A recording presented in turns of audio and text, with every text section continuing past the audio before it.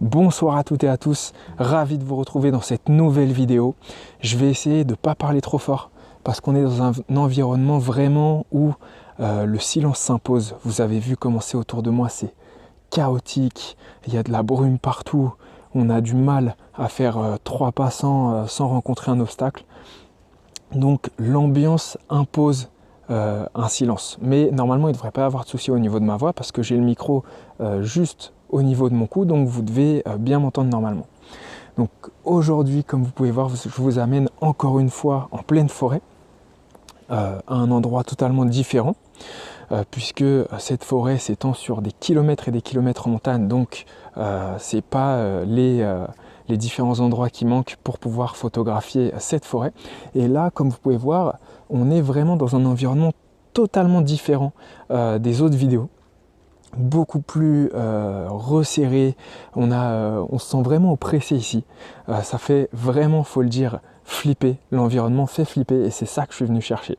Parce que comme c'est une ancienne forêt primaire, ce que je veux chercher aujourd'hui, c'est à faire des compositions dans le chaos. C'est comme ça qu'on appelle ça, c'est un environnement chaotique et chercher à faire des compositions à l'intérieur, c'est pas ce qu'il y a de plus évident en photographie, c'est assez difficile de bien placer tous les éléments pour obtenir une bonne composition entre guillemets épurée, même si ça reste chaotique.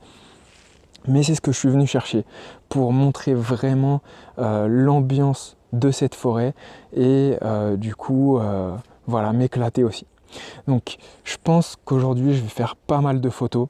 Je vais peut-être pas m'enregistrer en train de toutes les faire parce que on est vraiment dans un endroit où j'ai vu beaucoup de belles compositions. Je vous les montrerai à la fin de la vidéo pour celles que je vous montre pas au cours de la vidéo.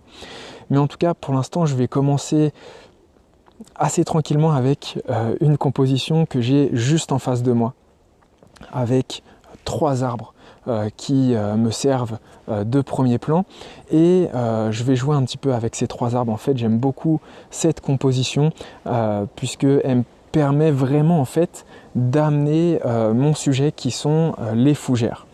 Voilà, donc là les fougères, comme vous pouvez voir, ça arrive vraiment de la gauche pour finir sur la droite de mon écran petit à petit. Et en fait ce que j'ai envie de montrer à travers ça, c'est d'utiliser les arbres comme décor pour amener un petit peu les fougères qui viennent donc sur la droite de mon écran. En gros, ce que je veux montrer à travers cette composition, c'est l'impression que les fougères envahissent progressivement l'espace et on se sent de plus en plus oppressé. Donc c'est sur ça que je vais jouer sur cette composition. Donc j'ai essayé de trouver un petit peu un ordre dans tout ce chaos. C'est pour ça que je me suis mis de cette façon au niveau de ma composition, comme ça que j'ai placé les éléments. Donc j'aime beaucoup également toute la lumière qu'on a sur l'arbre totalement à droite qui part vers le haut comme ça en diagonale et celui qui est juste en dessous, tout en bas de mon écran également. J'aime vraiment beaucoup, ça apporte une certaine direction. On peut voir que l'arbre tout en bas part de la gauche vers la droite, enfin du centre vers la droite, et celui en diagonale sur le haut part de la droite vers la gauche. Et ça permet de créer un certain équilibre, je trouve, par rapport à toutes les fougères qu'il y a sur la gauche, où elles sont principalement sur la gauche, vraiment elles occupent un espace assez énorme sur la gauche de mon écran, et elles arrivent petit à petit en flèche sur la droite et au niveau de l'intersection presque entre les deux parties des arbres dont je vous ai parlé à l'instant. Donc je trouve que c'est une composition assez cool. Je vais du coup essayer de la faire, je vais au maximum assombrir mon image pour vraiment faire ressortir encore plus les couleurs, que les arbres n'occupent pas trop l'espace dans cette composition, qu'on soit attiré directement par la couleur, par la brume et par l'ambiance surtout, parce que encore une fois on a une ambiance vraiment incroyable et qui fait vraiment peur. Quand je suis arrivé ici tout à l'heure, on n'entendait pas un bruit, il n'y a vraiment personne, je suis même plus sur un chemin comme vous le voyez, je suis vraiment perdu en plein milieu des bois. Donc j'ai eu quelques difficultés à avancer jusqu'ici, mais je regrette vraiment pas d'être venu à ce niveau-là. Donc voilà, F16, 1/3 de seconde, et on voit ce que ça donne.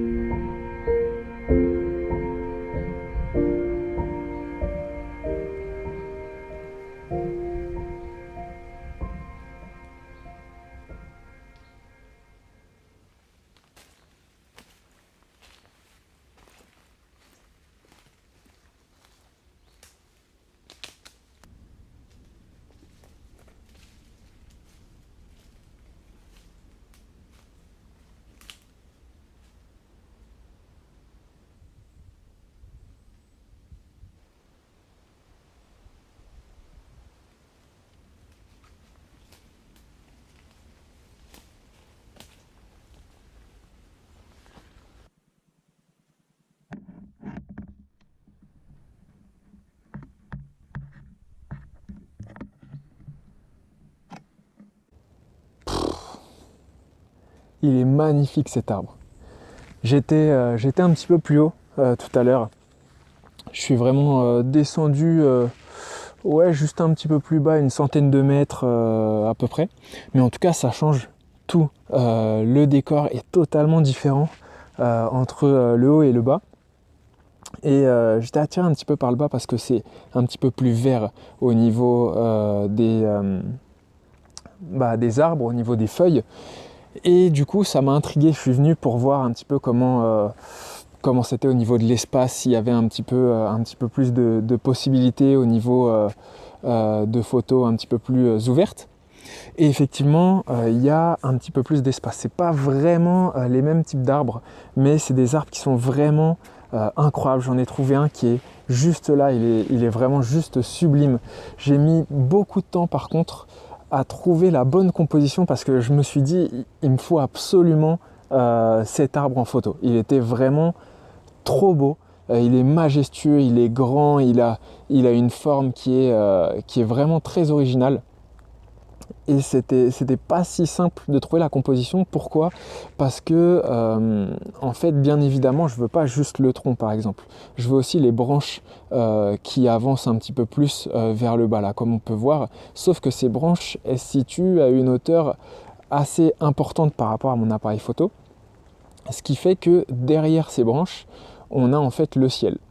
Et comme on le sait tous, en photographie de forêt, le ciel c'est le premier ennemi du photographe. Ce qui ne veut pas dire qu'on ne peut pas mettre de ciel dans les photos de forêt.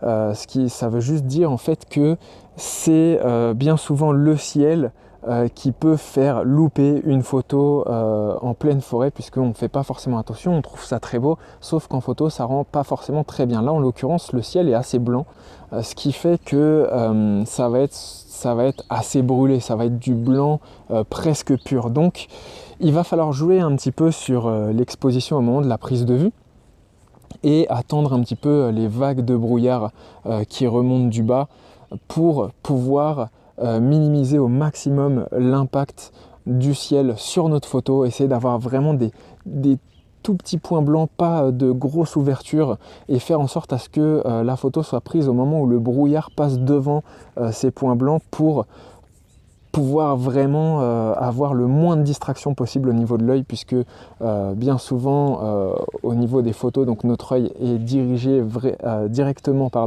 vers le point le plus lumineux et le point le plus net de la photo.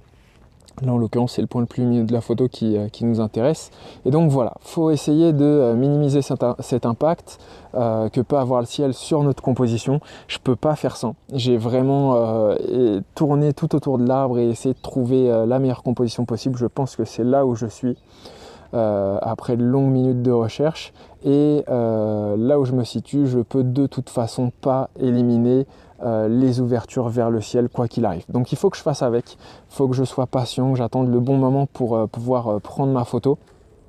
Et on a de la chance de ne pas avoir beaucoup de vent, donc on va avoir une photo qui est globalement nette, en dehors du fond de ma photo bien évidemment, où il y aura tellement de brume que ce ne sera pas une netteté parfaite.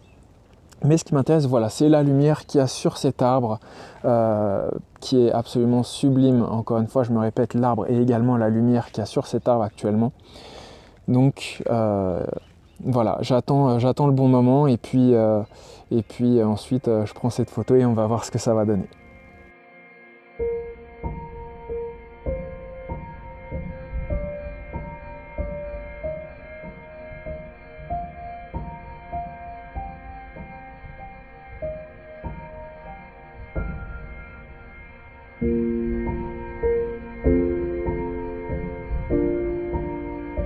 Merci à tous de m'avoir suivi. N'hésitez pas à vous abonner à ma chaîne YouTube pour la soutenir. Et moi, je vous retrouve très bientôt dans la prochaine vidéo.